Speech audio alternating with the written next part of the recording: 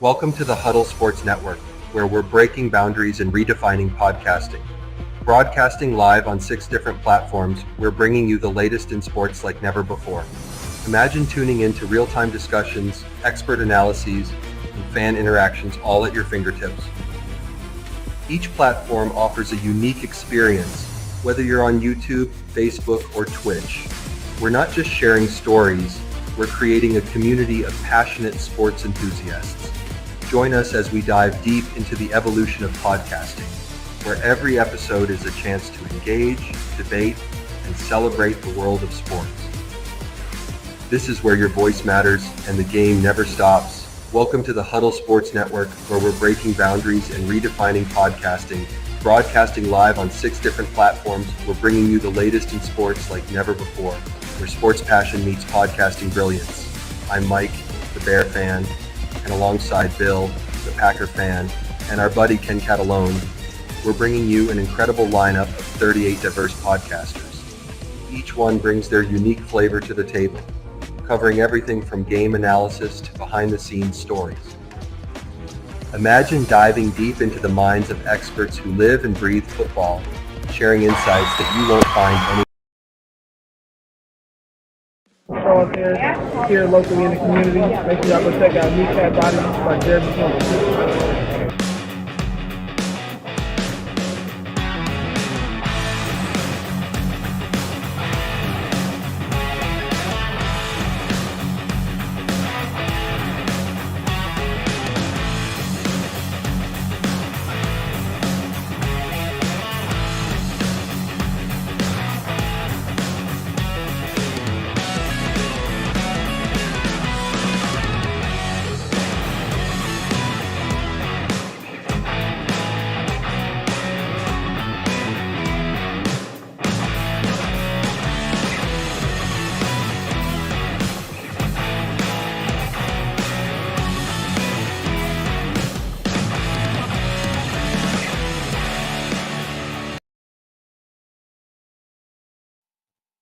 That's right, it's Friday.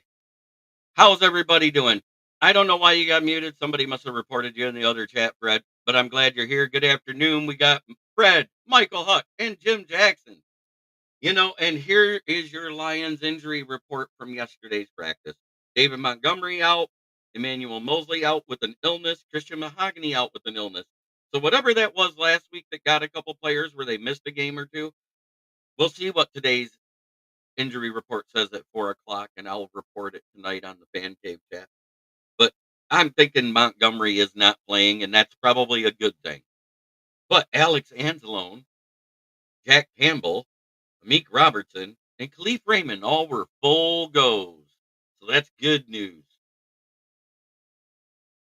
And everybody's sitting there and talking about how many points the Lions defense has given up, has forgotten who's been out of that defense the entire time while the points increased. Alex Anzalone is the biggest reason. He was hurt before Aleem McNeil. Let's not kid it. I understand Aleem was a huge piece, and yes, it hurt. But Alex Anzalone being out since the Jags game, which is when he hurt is on November 17th, is the biggest reason why we haven't stopped people in the red zone as of late. It's led to 9 more touchdowns in the red zone than we had in any of the previous weeks. So Anzalone being back, looking great out there from what I'm hearing, it's going to help this red zone defense a lot.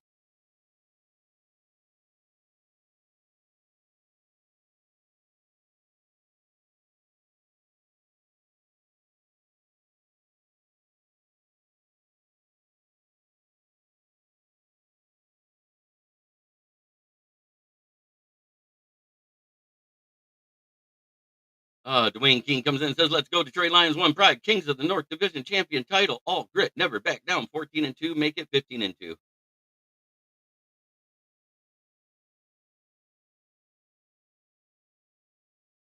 I don't think it's that even, Fred. I just think it's some sort of like bug.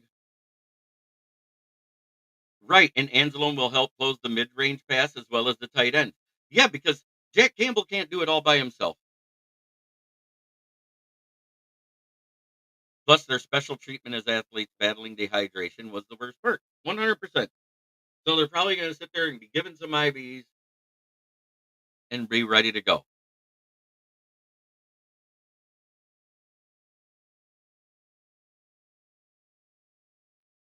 But we're sitting here at 5-0 in the division heading into this Sunday, and we're getting healthier at the right time. John Gruden mentioned it the other day. We've gone from 22 to 12 on IR in a week. Because when he looked at the 22, even he said, wow, there's 5 guys listed on here that aren't even on their team. And we're not talking about that weren't on the IR.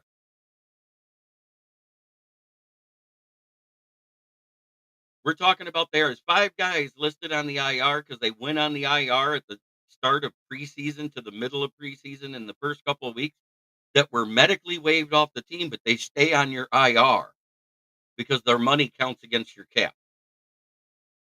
So that number was over bloated already.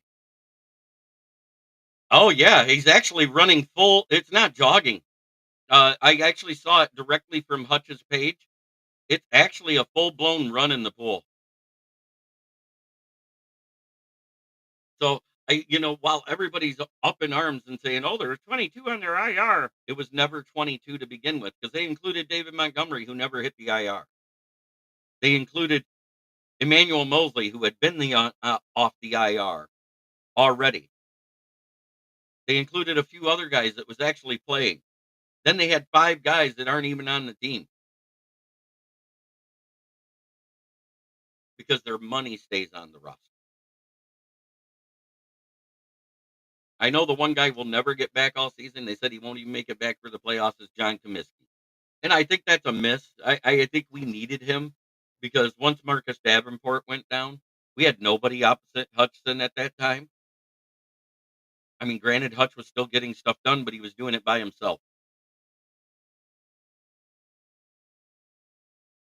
And then once he went out, we didn't have Comiskey, we didn't have Davenport, we didn't have Hutchinson. And it's become the Legion of Whom defense. Every week, there is a new practice squad player, a third, fourth, even fifth string guy that ranks in the top 5 of defensive players. For 2 weeks, it was Ezekiel Turner. For three different weeks. Hey, Steve Bauer, good to see you. For 3 different weeks, it was Pat O'Connor.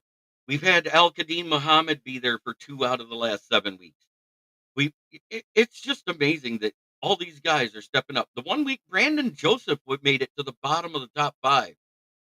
And that was the week when Branch had to play nickel. And now, who was it we just waived? I have to look at that now.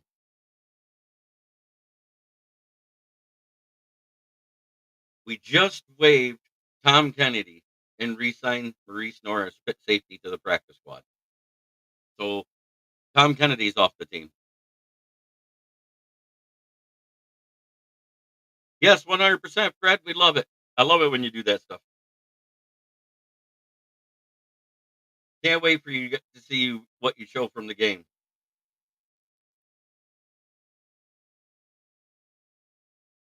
So we gone from 22 to 12. 12 active members of this defense that's on IR. Malcolm Rodriguez is missed, but let's face it, he wasn't a day 1 starter. He was a rotational piece. Alex Anzalone was a day 1 starter. Aleem McNeil, day 1 starter. And everybody can say, oh, quit including Marcus Davenport. He was a day 1 starter here.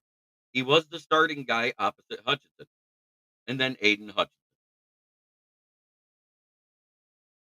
And Carlton Davis is still on the IR at this time. So that's what you got. That's 1, 2, 3, 4 guys. And because we run a 4-2-5, Derek Barnes was not considered a starter because he played in that nickel cornerback / Sam linebacker spot.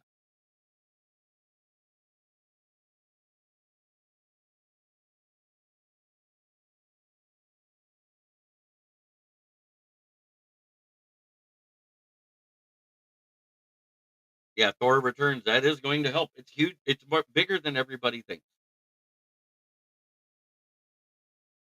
I am still calculating all the weeks to get you guys who's the current leader for the free tumbler that'll be decided after this week.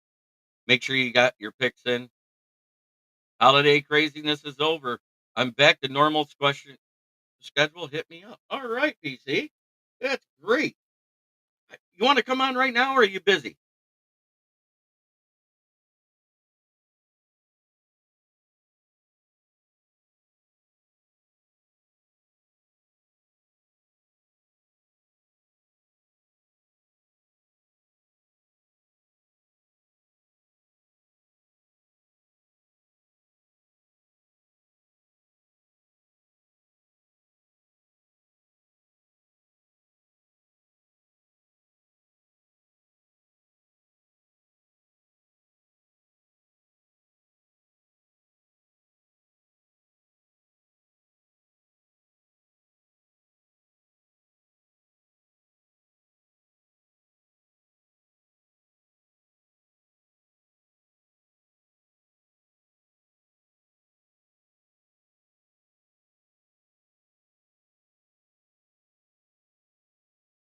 Just sent you the link, buddy. Oh, I'll be there tonight. I'll have you in tonight. I'll send you the link for tonight later. But if you want to come on and talk some football now, I'm good with that too.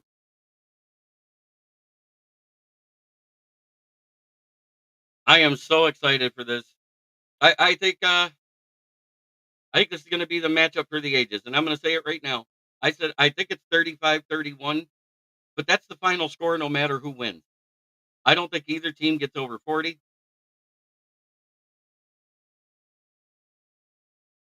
Yeah, it does suck, Pat Rothwell, when you work first thing in the morning.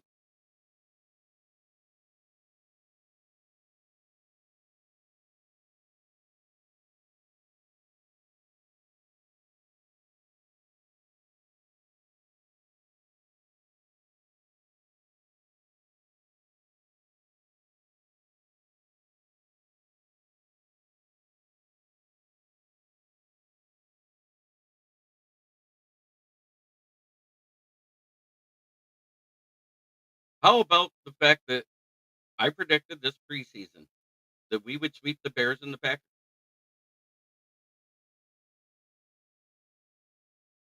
I got laughed at. I got told there's no way we're sweeping the Packers. And they said, "Oh, with the Bears' weapons, we might not even sweep versus them." That's the only sweep I predicted.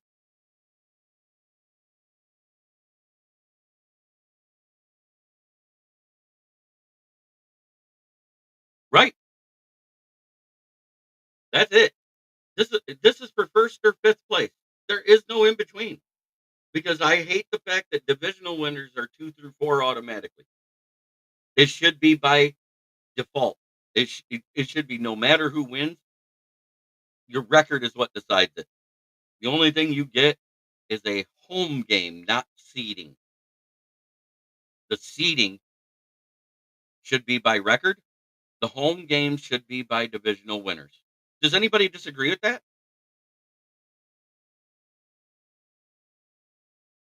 Give them the home game, but don't give them the seeding. Have them seeded where their record is. Think about that. 1 through 4 in the NFC. That would be a bigger thing, right? One gets the bye week. 2, 3, and 4 are home. 5, 6, and 7 away. I understand we're undefeated on the road, but we need to get healthier still. You disagree with that? I don't. I think the only thing that winning a division should do is get you a home game. I think the seeding should be by your record completely because I hate the fact that there's a 10 win and a 9 or 10 win team. So either one could be 11 or 10. The divisional championship, all that gets you is a home game. Your record is your seeding. So that means it would be 1 either Lions or Vikings, 2 either Lions or Vikings, 3 would be Philly, 4 would be Green Bay. Because they're more than likely getting 12 wins after this week. That would be your 1 through 4 because technically that is your 4 best teams in the NFC. Does anybody disagree with that?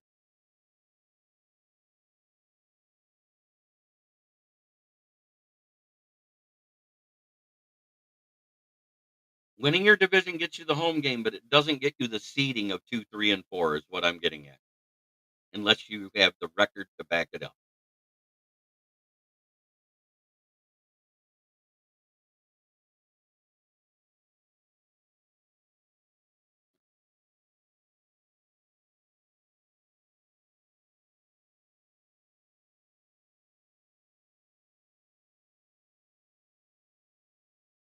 Exactly, or barely 500, barely above 500. We're talking about a division that basically could almost be the 1, 2, and 3 seed. That's never been seen before, where the records are that damn good in one division. And we all said it.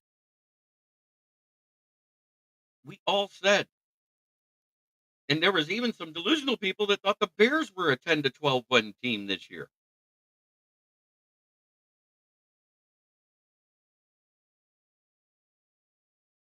Tom Kennedy didn't do well in punt returns. The biggest reason he's going back off the roster is because Khalif Raymond's back and fully healthy.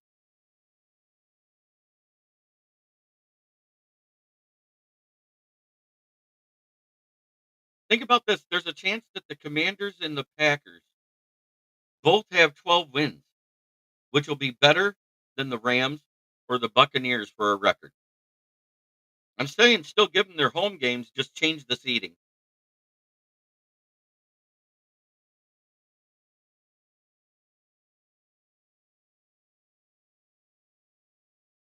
It's no different than this 5 seed that has more wins than everybody that is 2 through 4 going on the road. Jim Jackson, is it any different? What's the matter? What matters is the home game for the divisional, winning your division. But I think the seeding should be different. I think the seeding for the playoffs is what needs to change. And let's talk about these college football playoffs because we all see these better teams that everybody thought was great, 1 through 4, that had a bye week, that had to go against teams that played after only being off 3 weeks. They all looked rusty and played like shit.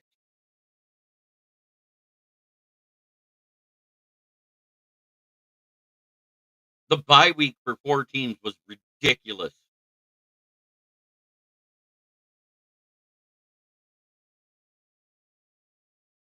I said it should have been a double-ended bracket with one team getting a bye on each side.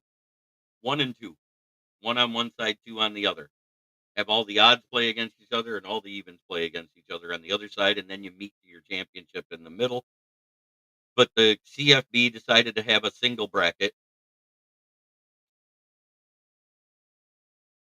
and it didn't work. Not with all the buys.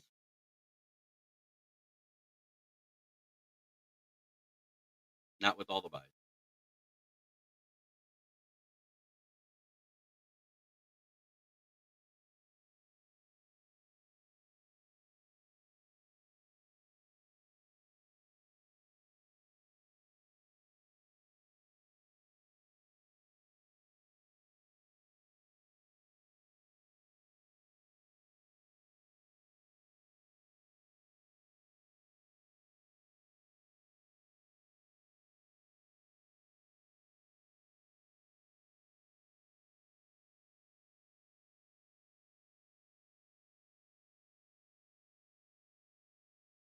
So, current state of the division, what's going on?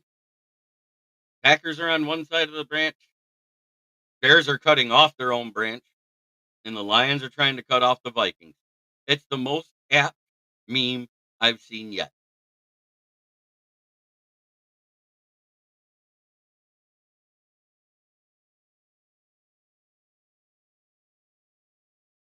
You're talking about if you switch the seedings like that, then the best divisional record will be playing the first team that has the best record instead of the worst team. You see what I'm getting at here? It would even up the matchups more, is what I think. Be less disparity. because then you wouldn't have a 7 playing a 2, a 6 playing a 3, and a 4 playing a 5. It would break down differently. Who cares if your record is better? You're still going on the road if you didn't win your division.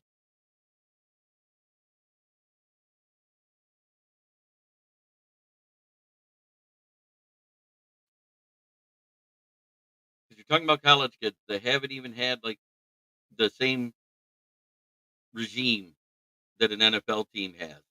A bye week hurts some teams because we've seen teams come off the bye and look flat.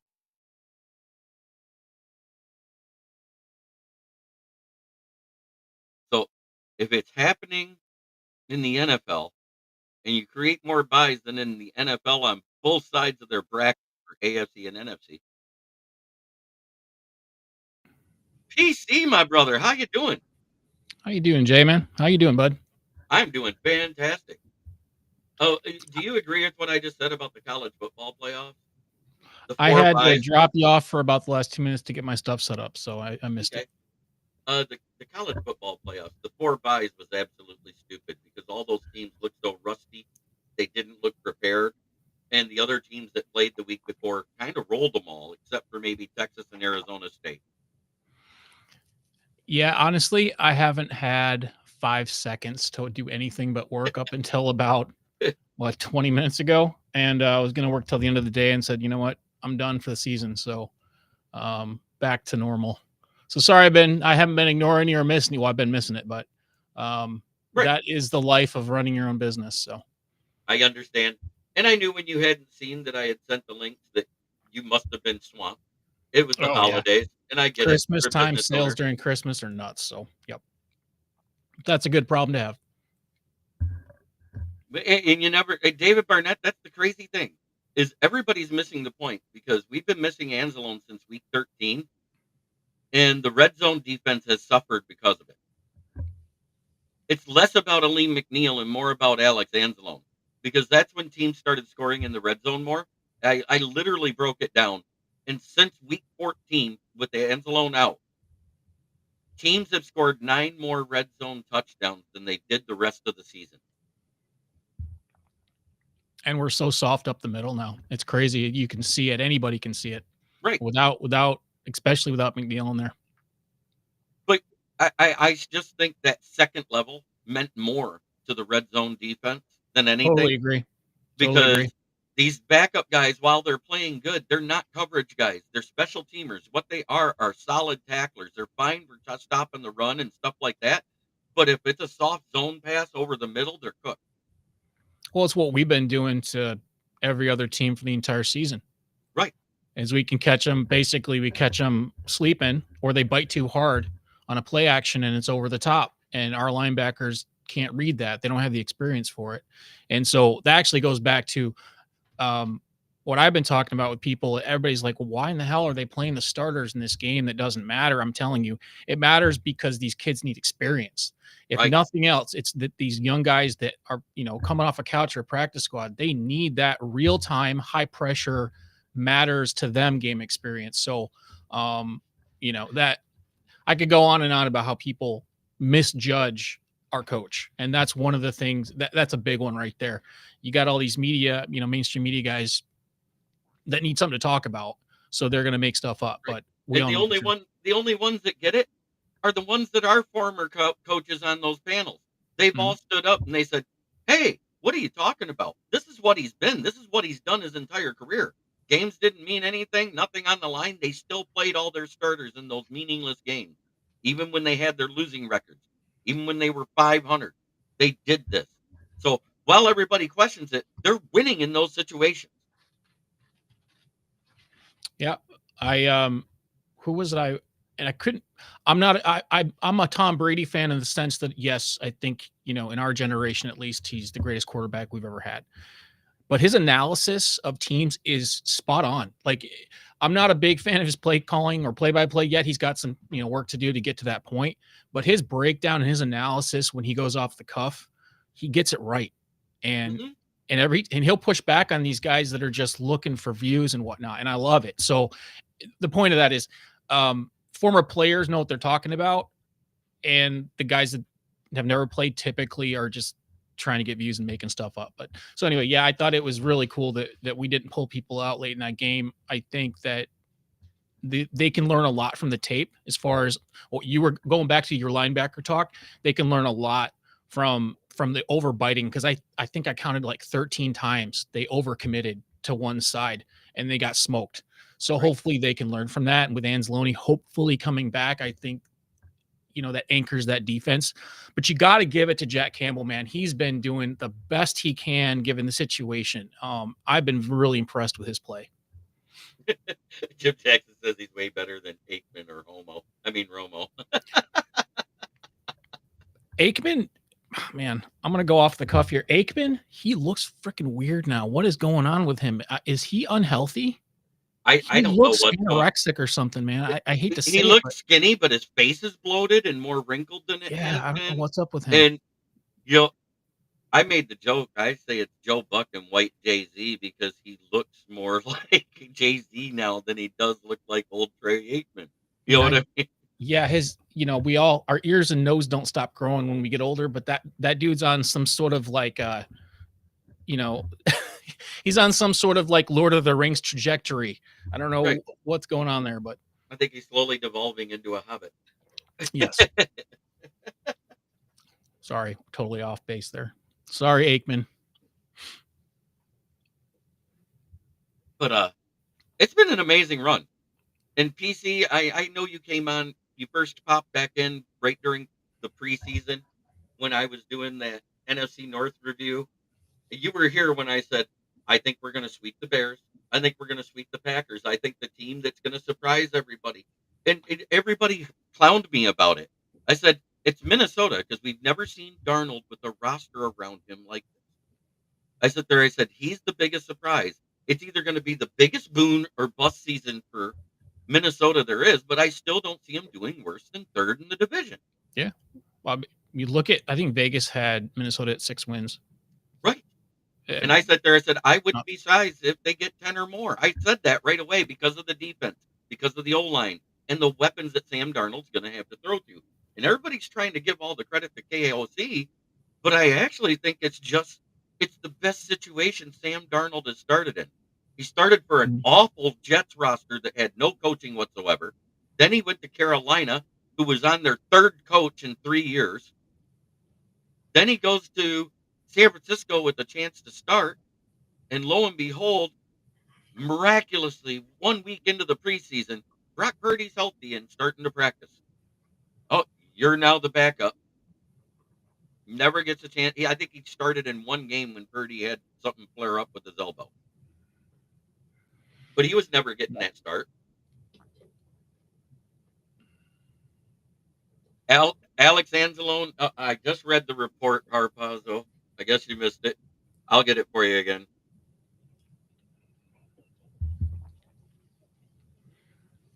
I mean, even Khalif Raymond, Amik Robertson, Jack Campbell, and Alex Anzalone are all full goes. Christian Mahogany's out with an illness, as well as Emmanuel Mosley. Neither one of them practiced, but David Montgomery went from limited practice in the walkthrough to no practice on Thursday. So it's looking like he's a no-go, and I'm fine with that because Jahmyr Gibbs has been answering. Jahmyr Gibbs has been answering the call. Yeah, and they're not going to risk. They're not going to risk, the loss. I would say on average, I mean, this is giving Craig Reynolds a bit of credit here. I think on average, he probably has an average of 2 to 3 less yards than Montgomery on an average run, which, obviously that's a lot, inches and inches. But if he can just give Gibbs a break like he did in San Francisco, I think we'll be okay. And I'm going to repeat it again for Herpazzo. Alex Anzalone coming back is bigger for this red zone defense than anybody realizes. Because now you got somebody next to Jack Campbell that actually knows how to play the position and knows how to cover.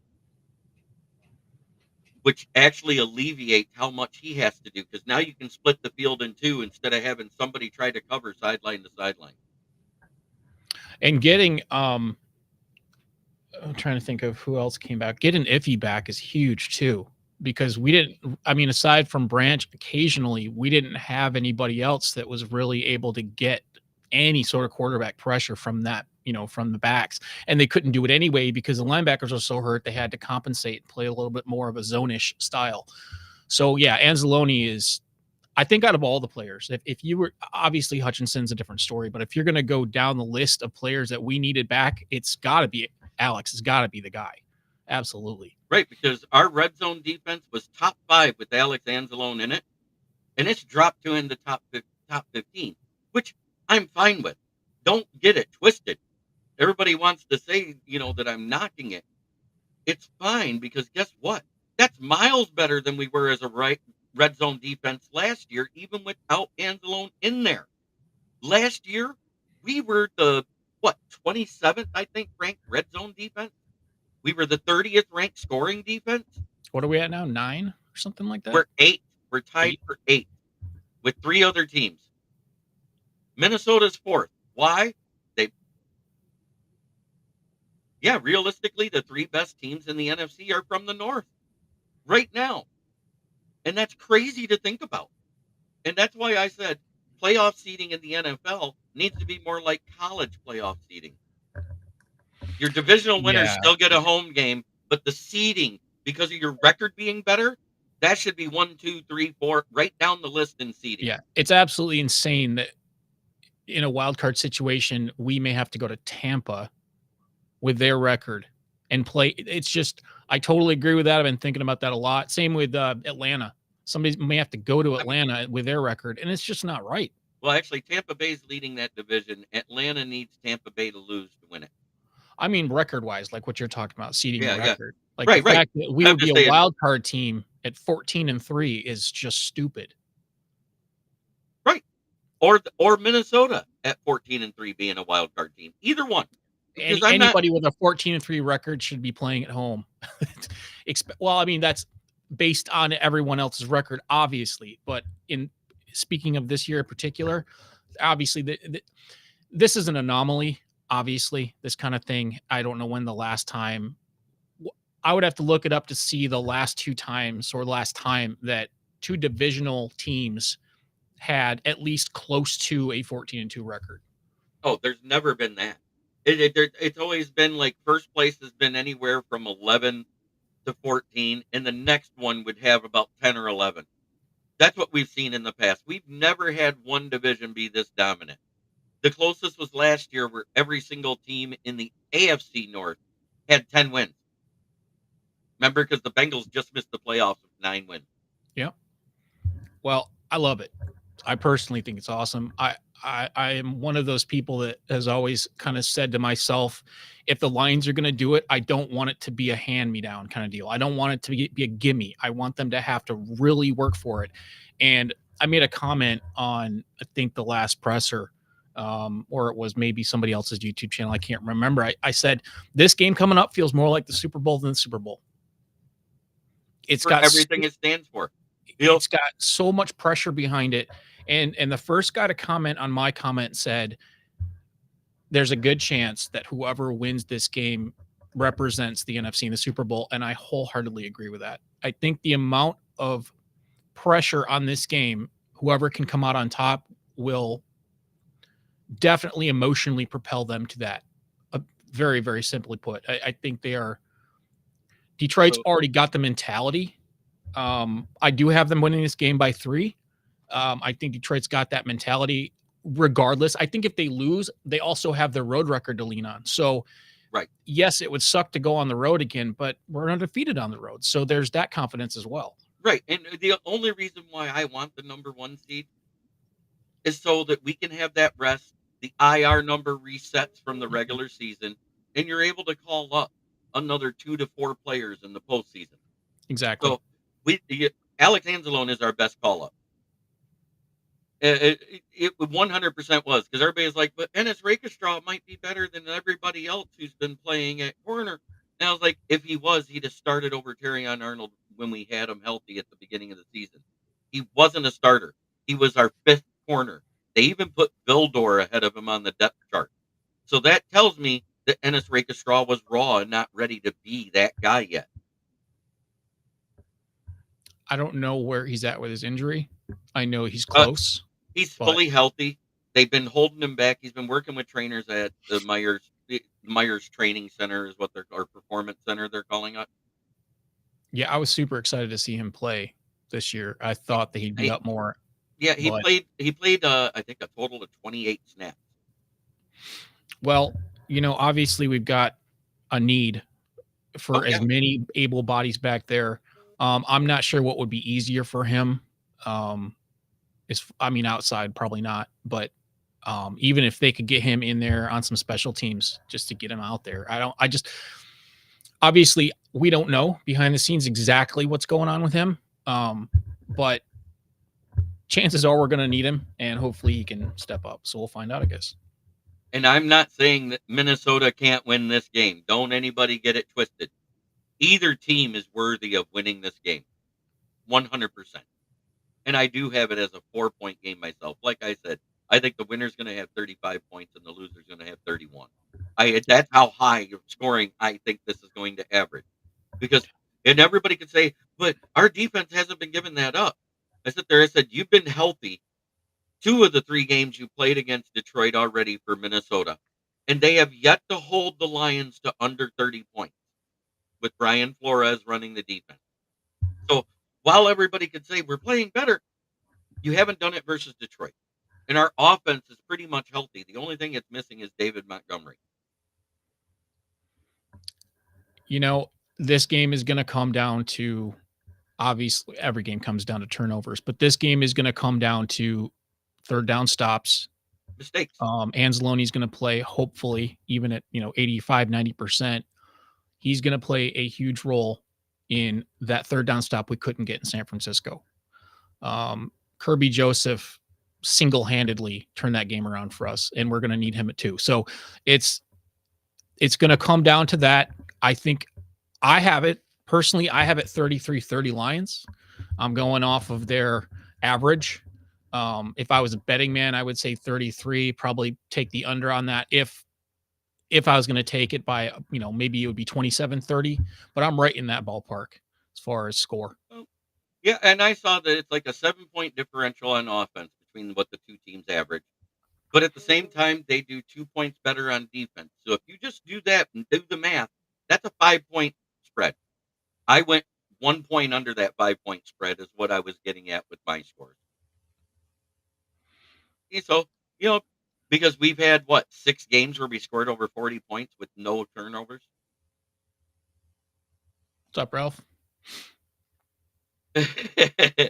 Jim Jackson, 30-17 Lions. Sorry, Homer fan, always taking our Lions. Hey, man, I'll take Hoping that. for a I'll great take game. that score all day. Oh, if that's what it is, we're going to be ecstatic if we do to them like we do. Who do I think the better DC is, AG or Brian Flores? If you look at what AG has had to work with ever since Anzalone worked out, and the fact that we've only lost 1 game, but at the same time, yes, Ralph, I'll talk to you in the morning. I think it's a very close. I think it's a very close mark. Neither defense really gives up 40 points though. Yeah, that's why I'm not going that high. It's gonna be like high 20s, mid 30s at most. Each team scores. Yeah, this is Ralph gonna Williams, I love you, man. 40-0 Lions. be amazing. If that happened, Minnesota would be like, oh my god, no. I don't even, our defense would go from the 8th or 9th best. We'd go 3-4 spots if something like that happened easy. Our total defense would go from 26 up into the top 20. Yep. But yeah, we have so many of our guys coming back. Don't forget, we just re-signed Monty to a 2 or 3 year extension, I think it was, giving him a pay raise. It reworked this year and gave him a raise over the next 3 seasons or 2 seasons. It was a 3-year extension with the rework of this year, so it adds 2 more years. So we've got Monty and Gibbs for all of Gibbs' rookie contract. That's an amazing thing to think about. And I don't think anybody wants to go anywhere either. And that's a right. big. Amon-Ra just extended. Jamison Williams, the way he's played this year, he's 33 yards away from 1,000. And I said anything over 750 this year would be a a plus. Well, yeah, we got 4 guys with over 1,000 yards from scrimmage. Right, both running backs, and then Amon-Ra and Jameson Williams. Mm-hmm. I'm 100% on board. They're going to give him his 5th-year option and work on the extension somewhere throughout the season. That's what they're going to do with Jameson Williams. They're going to do the same thing with Aiden Hutchinson. If Aiden Hutchinson's able to come back by the playoffs, it's going to be a lot like the P&A Sewell thing. They're going to do the 5th-year option and then turn around a week after and extend them. To put things in time perspective, Aiden Hutchinson has had roughly 3.5 months of rehab. He's already jogging. You were saying running. I didn't see that. He's obviously putting full weight on both legs. If you watch that video, his left leg is clearly smaller than his right. Mm-hmm. So there's time, but at his age, and the kind of health care he has, which is second to none on the planet, and with his drive, I think it's become cliche that we say if anybody can do it, he can do it. That's obvious, but put in perspective, between now, or I should say between the game coming up and the NFC Championship game, if we were to make it that far, is like less than 3 weeks away. It's about 3 weeks. So and they already projected that if he comes back, that's when he's coming back now. Is what has changed in the medical professional field. His rehab doctor says he's trending towards being back by the championship game at the latest. And he said at the latest, which means there's a chance he could come back earlier. And it's because he's doing all this strength training. Before he was running in that wave pool that they got for, his recovery pool at his house that I saw the video of. That's at his house? That's at his house. He's training at his house like that. You and I aren't even walking yet. That's the crazy part. I mean, right. I'm in my 50s, and I know you're there with me. You're in that 40 to 50 range, and I get it. We would still be in that cast with the pins holding our leg in place. Yeah, it's great for him. Good for it's good for the game, I think, for him to come back. I don't want him. The worst thing that could happen was, at his age and his drive, is that he's going to say whatever he needs to say to play. I get that. As I understand that as just a human male being a competitive person, I get it. And I'm hoping, I know everybody wants to see it, but we have a superstar that's going to be a superstar for a long time. The worst thing that could happen was we put him in and he re-injures it and he's out for the Super Bowl.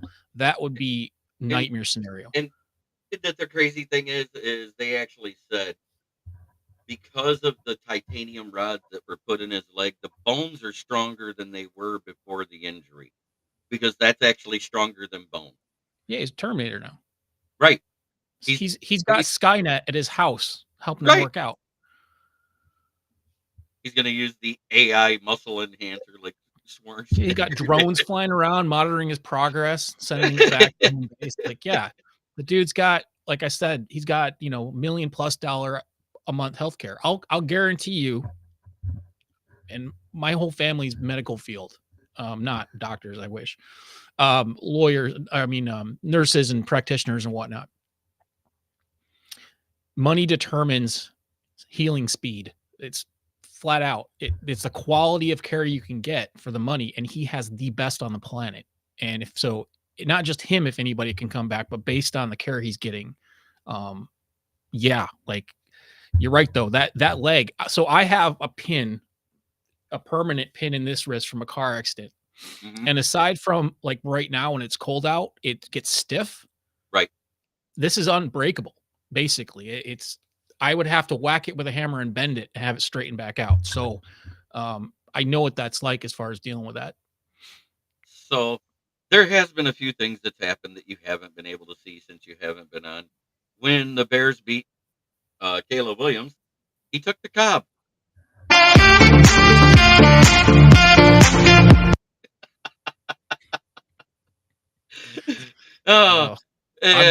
I got a picture of Bates I could show you. You have seen the revamped version of Skullfuck, right? Yeah. This one? Yeah. Oh yeah. Okay. And the human FTP from when we beat the Packers. I've been having fun with it. And this is the Bears waiting for the next winning record. That's brutal, man. I'm gonna pull up my. I don't have time to And put it on the screen. I got one last one for you.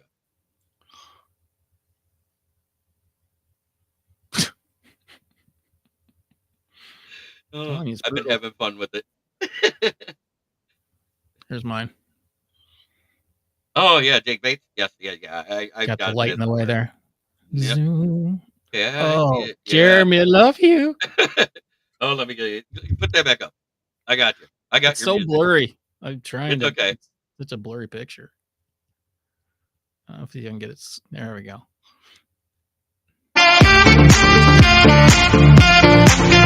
There you go. There you go. Jim Jackson goes, there she goes. The wife is dancing in her chair again and again. I just screenshot that off my television. I was like, man, when they were, I remember, what was it? Was it Aikman or whoever was talking about it? And he couldn't even finish his sentence. He didn't know what he could say on TV about it. I thought that was hilarious. It took the sideline reporter said, yeah, Jake Bates was dealing with some cramps. He was just stretching out on the ground there on the sideline. And I heard Aikman go, thank God.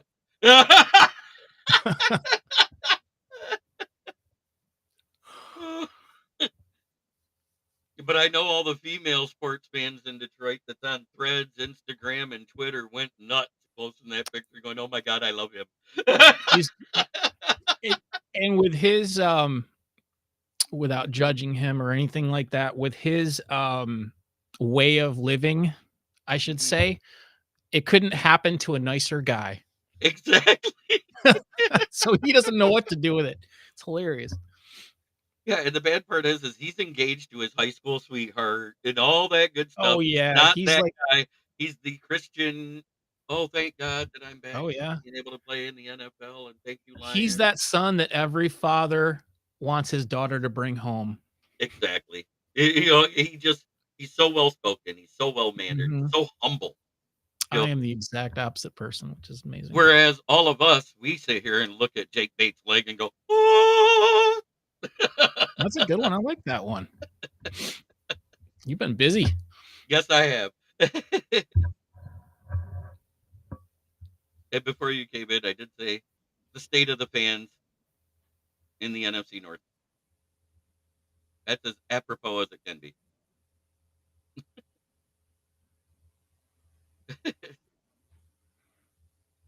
Hopefully Demo can get back on the field by the start of the playoffs. It's looking like he will, because he was limited in practice in the walkthrough. They held him out yesterday, and I think it's because we don't need him.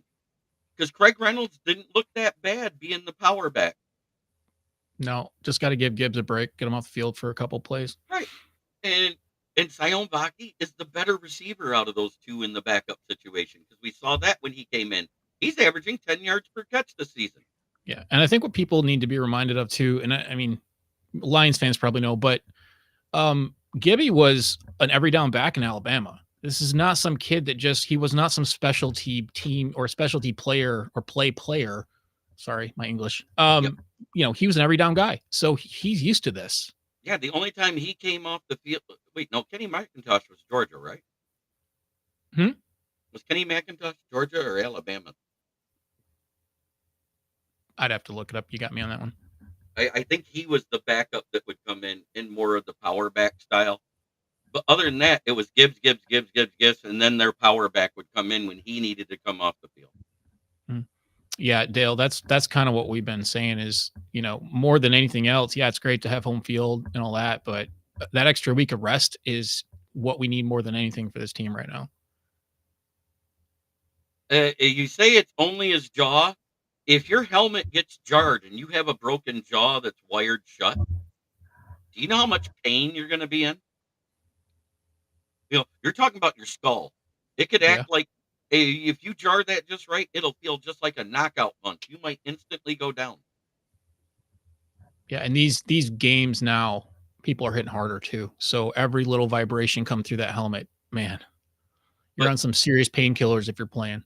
I got this one from Carl of Barstool Sports, and he's the Bears guy on Barstool Sports.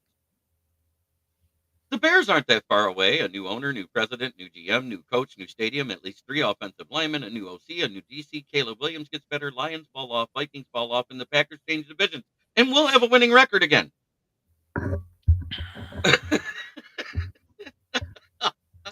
Yeah, my stepmother is from Chicago, and she's had some hard times lately, and I just kind of reminded her that we've had hard times forever. And I do think they need a change at the top and then clean house all the way down. Because Davis Warren has picked every coach since Lovie Smith. Yeah, Ben Johnson's going to have a few messages on his 1980s answering machine from Chicago. That's for sure. Oh, 100%. Because he said a couple of nice things from Caleb, and all the beat writers went nuts saying, "Oh, he wants to coach him." Yeah, I thought that was kind of funny that they wouldn't shut up about that. Right. I'm like, you know what? I'm going to throw a hot take here. If we make it to the Super Bowl and don't win, Ben Johnson's not going anywhere. A dislocation of the jaw is a break. It has to be wired shut. It is a break. It's not broken in the bone per se, but when you dislocate your jaw, all the ligaments and tendons tear on that one side. It's a break. It has to be wired shut so you can't move it. That's why CD3 has been awfully quiet on social media. He probably uses talk to text. Just saying. Have you talked at all about Khalif coming back? Oh, I think it's huge, especially for our punt return team. Yeah, everybody wants to focus on Anzalone and me too, but for our having an extra 5 or 10 yards on a return is a big time too. It's a big deal. I mean, he's averaging 14 yards more than the next guy on the Lions roster in punt return. He's also a clutch guy. Just like, I mean, he makes some clutch catches out there. He is, prior to Josh Reynolds showing up like he did at the beginning of last season, he's been Josh Reynolds since he's been here. He's been that clutch guy to make those clutch catches. Granted, it's only 4 or 5 a game, but they're so huge. Mm-hmm. And he's a huge locker room guy too. Right. It's not just the plays on the field. Like, he's kind of like the glue in that locker room. He's been here the whole time, and every player regards him as like their favorite guy. And so to have him suited up is going to make a difference. It's a confidence booster as well. And again, I'm not here to talk shit about Vikings fans, because I'll tell you what, you've got a great team this season. I'm not going to pull any punches. This is going to be a dogfight. It's going to be a hell of a game to watch. Let's enjoy it. Let's not bash each other over the head for the stupid shit, because guess what? Neither one of us have a Super Bowl Lombardi trophy in our case. So this is going to help either team. Whoever wins is going to be closer to it than the other one. That's just the God's honest truth. Am I saying anything wrong, PC?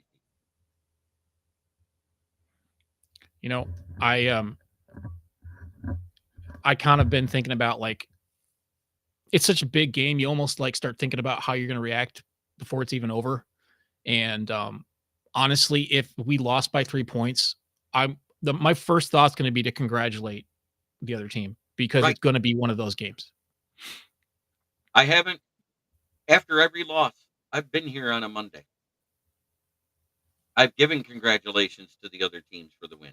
I didn't cry about refs. I didn't cry about the injuries. Do you know why? Because we've been winning with those injuries, and the fact we had one loss, it's not the reason we lost. We didn't get a stop. Yeah. That's why we lost that game. Dan Campbell going for it on that onside kick with 12 minutes while everybody disagrees with it. Rex Ryan goes, "What are you talking about? That defense didn't stop the Bills all fucking game. They stole a ball away from them 2 drives before that when they went up by 17. So they get it within 10. They get that onside kick, and it was close to being made, because if Mac Hollins doesn't jump that high, he doesn't touch that ball, and there was a guy right there to catch it behind him." Yeah, like anything else in life, norms, like the mental norms of doing something, are hard to break with people. And, Campbell coming in the way he has and just literally stuck to it every time they say, well, maybe next time, or he'll chill out, and, he's not going to. I don't understand why people think that. Like, he has built this team based on those choices, and everything's a gamble. the play you call versus what the defense calls. Every single thing you do out there, there's a percentage of gamble to it. And he's just playing the numbers and he knows his team. And that is to another team that is incredibly dangerous. There's a layer. Okay, so for example, a situation where it's 4th and 4, you could easily chip shot field goal, right? We've done, how many times have we seen it this season? You could easily do a chip shot field goal, and you don't even flinch to march your guys out there. Your offense isn't going anywhere. And you got Jared Goff looking over the sideline going, so what's the play? Right. Exactly. And the other team knows it's going to happen. That has got to be, I don't want to say scary. That's not the word for it. Knowing that there's a real good chance you're not going to be able to figure out what they're going to do because Ben Johnson's got a Santa Claus sized bag of magic tricks. That's crazy. It's a can I swear on this show or not? Yes. That is a mind fuck for the other team. And Campbell loves it. The team loves it. They're not changing their ways. So people that think they're going to they're going to make it to Super Bowl and they're going to play it safe. Fuck no, they're not going to play it safe. So I would be disappointed if they did. I'm going to tell every Lions fans out there, if you want to see the best coach breakdown matchup pre-game of a coach that's not playing, subscribe to Gruden's YouTube channel. Just watched it. And he literally says, this is what I love about Dan Campbell. In his career, he averages going for it on 4th down 31% of the time, more than any other coach that does it. The crazy thing is he gets it right 76% of the time. I was actually watching his breakdown, and then I saw you were on, so I switched over, but I watched most of it. Yeah. So, yeah, he's fun to watch because obviously his knowledge is off the charts, but he's so good at it, man. I think he's better at YouTube than he was a coach. I think we can pretty much say that's true. But yeah, if nobody watches Gruden's, I don't know what his actual channel's called. You guys got to go look it up, man. It's so much fun to watch. He breaks down the details, but with his kind of his knowledge and his flavor of comedy behind it. It's so good. Right. He's so good at it. I love it when he talks about the players he loves and not the Gruden's grinders. I'm talking about everybody that played in any game. Or when he's breaking down a game, he'll talk about the players he loves on this one. Yeah, this player's got me feeling really icy. Woo! Yeah. I love that stuff. Yep. Save crusty overrated loser. I'm not going to go there because they don't look like that this year. But everybody keeps saying, oh, it's so hard to beat a team 3 times in the season. Have you looked up the stats?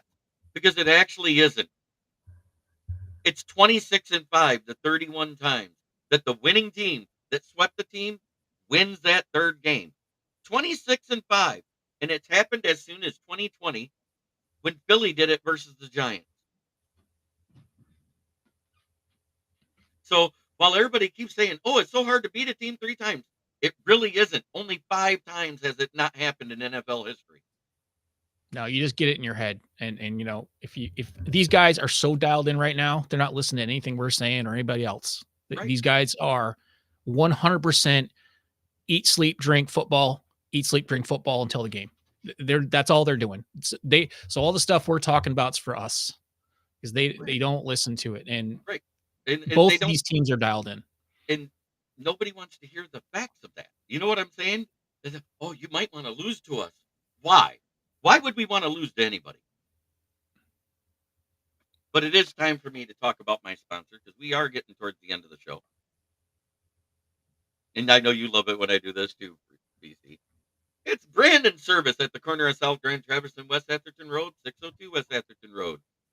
In Flint, where the water's shit, but the tires are good. Stop in and check us out. Used tires starting at $45 and up. If you need new tires, hello. I see you. If you need new tires, please call 810-233-8230. Talk to George or Red. If you mention this ad when you're ordering your tires, a set of new tires will be $25 up, off, and then a used set of used tires will be $10 off. Tell them Smoke and Jeremy B sent you. I want to say thank you to PC for coming in here Thanks for having and me, man. talking football. It's nice to just talk a little football. And Yeah, I am an absolute hermit during the holidays. I don't talk to anybody aside from my clients. I don't do anything other than work. And then I'll make sure that I have an hour or so to clean up and watch the game. mhm. And then back to work. And that's finally passed. It goes on for like almost 2.5 months. That's kind of why I've been incognito. But yeah, man, thanks for having me. Glad Yeah, that I could jump on here and drink my coffee inside versus out in my shop, which is freezing ass cold, especially today, man. What happened? We had that this. polar vortex is moving in. It's coming in slow, but it's getting here, and it's like a 10-degree drop expected every day until the 6th, and then the bottom's going to drop out. Yeah, I love winter, man. I got no problem. I mean, by choice, we live in a place where there's winter, and if you're bitching about it, move. Yeah, But and move to Florida. when my piggies are cold, man, I'm done. I'm old. Yes, exactly. But for everybody out there, try every day to be a better person than you were the day before, because that's the only way to make the world a better place. It's right here. 14-2. Let's make it 15-2 and get that one